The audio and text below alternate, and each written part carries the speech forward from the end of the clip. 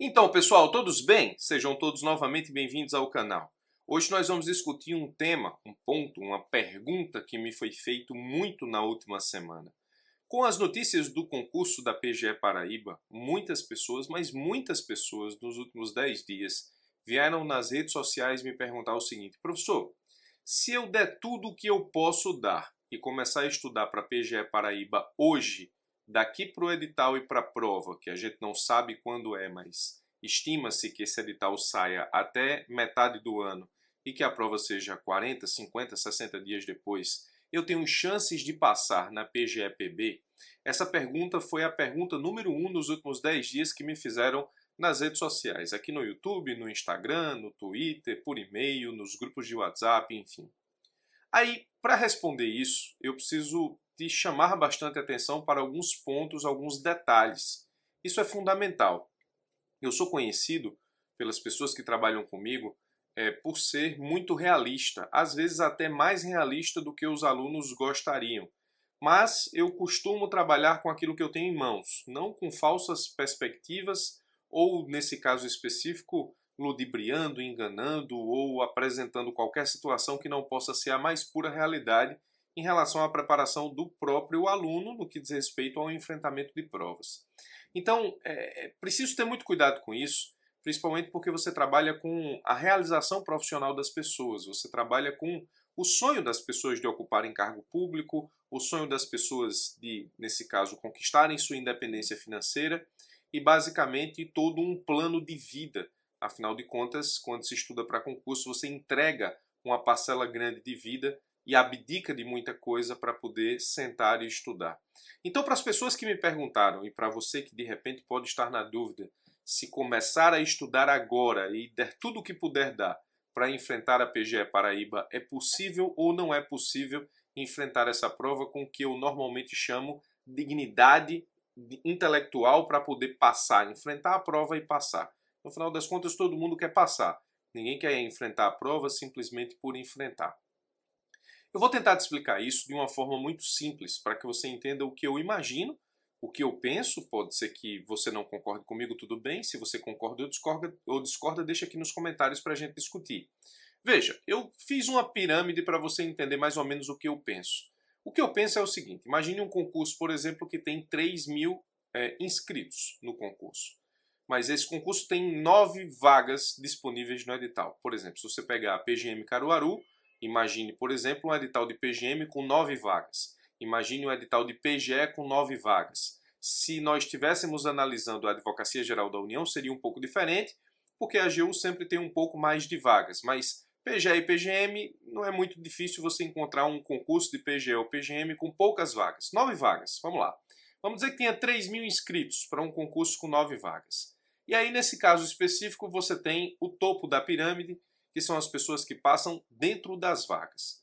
Se você tem 3.000 inscritos, desses 3.000 inscritos, 9 passaram nas vagas, então você tem 0,3% das pessoas inscritas no concurso que vão sair daquele certame com a possibilidade, ou melhor, com o direito adquirido de serem efetivamente nomeadas e, nesse caso específico, vão assumir o cargo.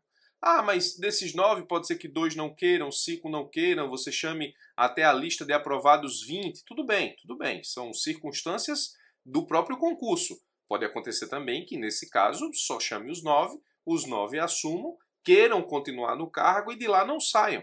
Ou só saiam de lá depois que o concurso perdeu a validade. Então você tem 9 pessoas aprovadas, o que corresponde a 0,3% dos inscritos. Então, a primeira pergunta que eu preciso, na verdade, te fazer é o seguinte: você quer se preparar para um concurso da advocacia pública? A sua cabeça tem que estar nesse topo, ou no topo dessa pirâmide. Tem que estar no 0,3% das pessoas que passam e que são nomeadas. Porque não adianta você colecionar aprovações em concursos de PGE e PGM se normalmente os concursos têm 10, 15, 5, 2 vagas e você vai passando lá em 30, 50, 40, 60, 70 e nunca é chamado. Não adianta. Tudo bem que você pode utilizar essas aprovações como título para os concursos vindouros, mas não faz muito sentido você efetivamente ter aprovação em concursos de PGE e PGM sem nomeações. Quem estuda para concurso público quer o quê? Quer passar, ser nomeado, ser empossado, assumir o cargo e, nesse caso, exercer a profissão e se realizar profissionalmente. É o que todo mundo que estuda para concurso quer. Então, quando você começa a se preparar para concurso público, você tem que pensar no 0,3%. Você não pode querer nada menos que isso. Óbvio que eu estou utilizando aqui um dado amostral, mas se você pegar aproximadamente os concursos de PGE e PGM, você vai ter aproximadamente esses dados. 0,3, 0,4, 0,5% de aprovados. Mas se você começa a estudar para os concursos da advocacia pública, não pode querer menos que isso. Essas 200 pessoas que eu coloquei aí no meio da pirâmide são as pessoas que passam do corte da prova. E aí, aqui no meio da pirâmide, você encontra uma gama numérica de pessoas que estabelece exatamente os seus estudos a partir do momento em que se considera apto ou não, levando em consideração o corte da prova. Deixa eu te dizer, óbvio que o corte da prova é importante para a sua preparação. Sim, lógico que é. Óbvio que passar na primeira fase e ter acesso à segunda fase é importante. Mas o corte da prova objetiva não quer dizer muita coisa, não. O corte da prova objetiva só quer dizer que você está habilitado a fazer a segunda fase. Se você não estiver preparado para enfrentar a segunda fase, você vai passar no corte e vai estar no meio dos 6,6% de inscritos. E aí você considera de 6,6% até 9% de inscritos que passam no corte da prova. E aí, essas pessoas estão habilitadas a fazer segunda fase. Em vários concursos da advocacia pública, eu digo isso com experiência própria, porque acompanho praticamente todos os concursos da advocacia pública, muitas pessoas que são aprovadas no 6,6% não passam na subjetiva. Às vezes você tem as pessoas que estão no topo da pirâmide da prova objetiva para a subjetiva, que não passam na subjetiva. Você pega um concurso, por exemplo, com 9 vagas, os 9 primeiros na prova objetiva, se você for analisar os concursos, desses 9, 4 ou 5 não passam na segunda fase. Então, segunda fase é tudo, enquanto que existem algumas pessoas que, nesse caso, na prova objetiva passam em 60, 70 e alavancam a nota na prova subjetiva, chegando próximo dos 9 aprovados, no caso que nós estamos utilizando aqui como exemplo. Então, se você quer estudar para os concursos da advocacia pública, você tem que pensar no 0,3%, tomando essa pirâmide que eu estou apresentando como base. Óbvio que está entre os 200 aprovados, ou seja, aqueles 6,6% das pessoas que passam no corte, é importante. E 93,1% são as pessoas que estão no topo da pirâmide, ou seja, nesse caso específico, que não passam sequer na prova objetiva. Então, quer se preparar para PGE-PB? Quem é que você é no meio dessa pirâmide? 93,1% das pessoas que não conseguem passar nas provas objetivas da advocacia pública? Então, você está com a luz vermelha ligada. Você está no meio da pirâmide? Você normalmente está no meio dos 6,6%, 7%, 8%, 9% que passa na primeira fase, mas que não tem uma boa condição de resposta ou de preparação para a segunda fase, você está com a luz amarela ligada. Se você está no topo da pirâmide, ou seja, se você já passou em outros concursos de PGE, PGM, se você, nesse caso, já está exercendo o cargo de procurador em alguma PGM, que é a PGE Paraíba, mas você, nesse caso específico, já experimentou estar no topo da pirâmide, então as coisas para você são mais simplificadas, porque além de conteúdo acumulado, você tem experiência. Então, quem me pergunta se dá tempo estudar para a PGE Paraíba, eu pergunto ou faço uma contra-pergunta a partir de 4 pontos. O aluno, o seguidor, qualquer pessoa que chega para mim e diz assim, professor, se eu começar a estudar hoje para PGE-PB, eu tenho condições de passar? Aí eu pergunto, qual o seu nível de conteúdo acumulado? Primeira pergunta ou contra-pergunta que eu faço. Já tem muito conteúdo acumulado ou vai partir do zero agora? Se for partir do zero agora, estudar para PGE-PB talvez não seja a coisa mais inteligente a fazer, ou você pode utilizar a PGE-PB justamente para sair do zero e começar uma preparação eficaz. Qual o tempo disponível de estudo que você tem de hoje até a prova?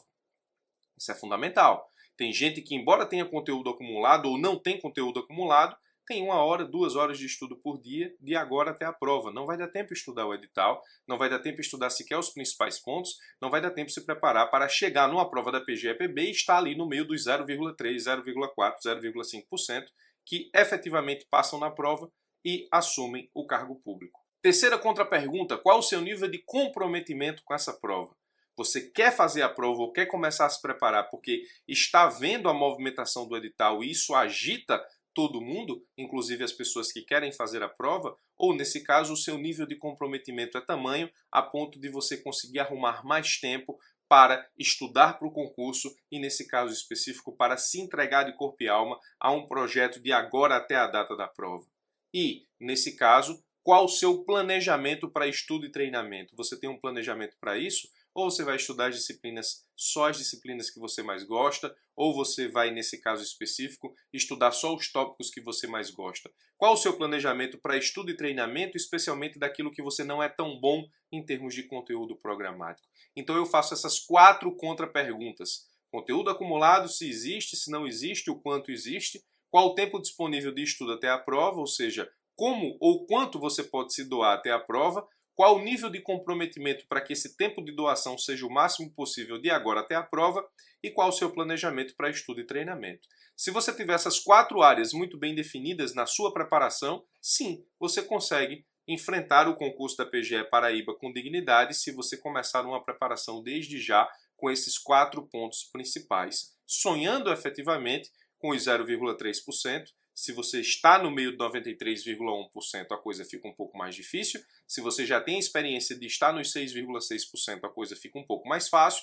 Se você estiver ou tem experiência ou está no meio dos 0,3% que são aprovados em concurso, aí a coisa também fica um pouco mais fácil, porque quanto mais para cima nessa pirâmide, em tese, melhores esses tópicos analisados na realidade de cada um. O fato é que, se você quer começar uma preparação para PGE-PB, você precisa pensar nisso para ontem e você precisa de um planejamento para que te dê condições de enfrentar essa prova com chances reais de aprovação. Então, a partir de todas essas informações, analise quem é você na pirâmide e analise os 4 pontos principais que eu listo como essenciais para saber se você tem condições de enfrentar ou começar efetivamente a enfrentar um treinamento para PGE-PB. Isso vale para PGE-PB ou para qualquer concurso que esteja para sair, a fim de que você possa avaliar a sua situação e como enfrentar a prova a partir dela, ok? É isso. Eu sou o Birajara Casado. Se você quiser continuar recebendo vídeos como esse, se inscreve no canal, clica no sino que tem aqui embaixo. Todas as vezes que eu subir conteúdo novo, você vai ser notificado por e-mail e também pelo celular. Forte abraço e até os nossos próximos vídeos.